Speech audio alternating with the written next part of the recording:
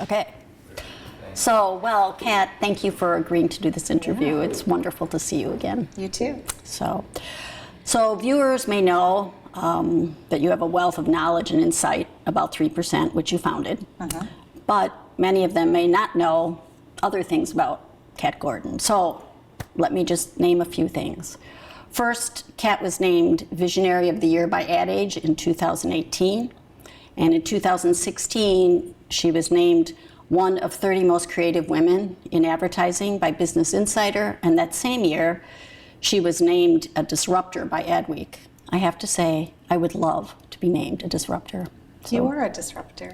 we are disruptors. I name you a disruptor. Oh, thank you. Kat's also been called a triple threat, an entrepreneur, an ad woman, and a marketing to women expert.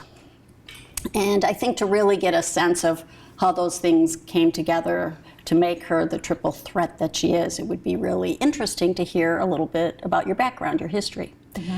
So I'm going to start by asking you about your very early years when you were a writer, a journalist, and you worked at Cosmopolitan under Helen Gurley Brown, and then at Sports Illustrated. Can't be too much more contrasting than that.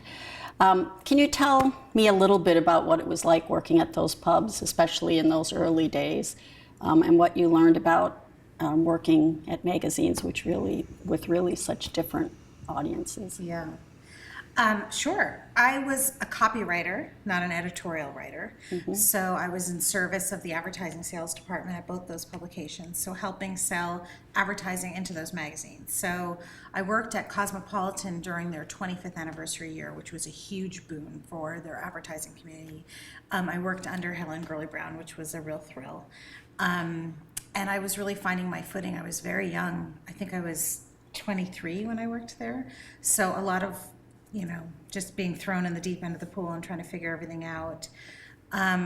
Sports Illustrated was very different, as you said. I also was in service of the advertising sales department. So I was writing things like the media kit for the swimsuit edition, or speeches for the Olympics that our publisher would give. And, everything was tied to some kind of sports lens. And learned a lot about golf and baseball, and this is before the internet, so it was an interesting time because I had to do all my own research when I was writing things. There was a Time Warner library in the building in New York City, and I would go, so old school, but it was a great career early on to be exposed to the intersection of kind of commerce and demographics, and there was a market research element to it, like knowing the audience and being able to talk about how many cars they buy and how many trips they take and how much they read and go to the movies and all of those things. So that's what it was about. So you are demonstrating for any students who might see this the importance of being well-rounded. So thank you very much. Okay, yes, for sure. So after that, you became a copywriter, and you launched your career, I think, with Hal Riney here on the West Coast. Well, I moved to the West Coast with my husband. He got transferred out here, and I was on a track in New York City to becoming probably a promotion director at a magazine, which would have been a great job for me.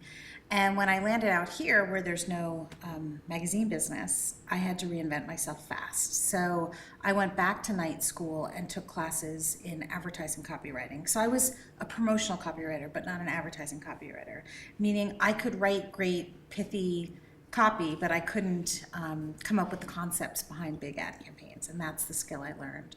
The first ad agency job I had was actually previous to Hal Riney. I worked at an agency called Anderson Lemke, which was a great place to get your feet wet. It was a Dutch agency, and they had the Microsoft account, so I got, again, thrown in the deep end of the pool, would fly to Seattle and present my concepts for all different divisions of Microsoft, worked on things that were consumer-facing, developer tools, all of it. So that was how I made the transition. Sounds like an interesting time. Can you talk a little bit about what it was like being a woman working in creative back in those early years? That was, I think, the mid or late 90s. Yeah, I think I feel incredibly lucky in that, and I know you and I will talk about the moment where the record scratched for me, where I was like, wow, something's not equitable here. But in my early career days, when I think about the mentors I had so many great male bosses that were very supportive and very encouraging of my talent and my ascension and gave me opportunities and visibility. So I actually had a really good experience as a woman in advertising. And then something happened when I was working at Hal Riney that really made me question everything, which led to the genesis of 3%. Okay. So in between 3% and Hal Riney, you launched Copycat, Yeah. and then that morphed into Maternal Instinct. Yep. So you've hinted a little bit, but can you speak to what prompted you to start your own shop? Yeah, for sure. So when I was working at Hal Riney, I was in my early 30s. I had been married for maybe 2 years. My husband and I wanted to start a family, and I never saw anyone pregnant anywhere on the premises. It's weird. I've rewound this tape in my own mind a lot and thought, why didn't I ask her? It didn't even seem like it was an option. And it was right at the time when the internet was exploding. And so there was so much work for freelancers. And living in Silicon Valley, there was just a real vitality to the freelance life. And I left to start my own freelance business because I wanted to be able to have kids and not be on the schedule of an agency where you had to clock in and commute and all of that. And I also really liked the open-endedness of, and I still do. I mean, even being an entrepreneur now, people say, don't you get nervous about what might happen next, or there's no certainty. And I never felt like the certainty that was offered by a corporate job felt very certain or even very attractive. So I just had a real entrepreneurial spirit, so I went out on my own. Well, I can relate to the kind of liking the uncertainty. I love my freedom in academia for kind of similar reasons. Yeah. I'm curious what clients' expectations were a few decades ago. And do you think that they're different than they are today, or just kind of curious similarities and differences? Yeah, that's a good question. I feel like, you can't be a client today without a deep appreciation for the splintering of attention and just how little time you have to get a message out and how little attention span consumers have. Just there's so much content coming at us all the time.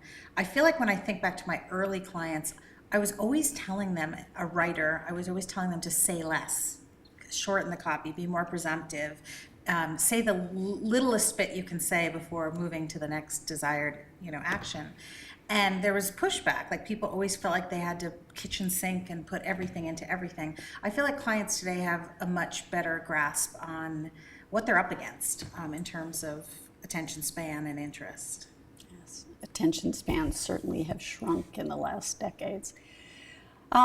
Back when you were on your own, women weren't really acknowledged, I think, in the same way as they are now as the driving force behind decisions, purchase decisions. And as always, you were ahead of the curve when you started Maternal Instinct. What motivated the decision to move from Copycat to Maternal Instinct?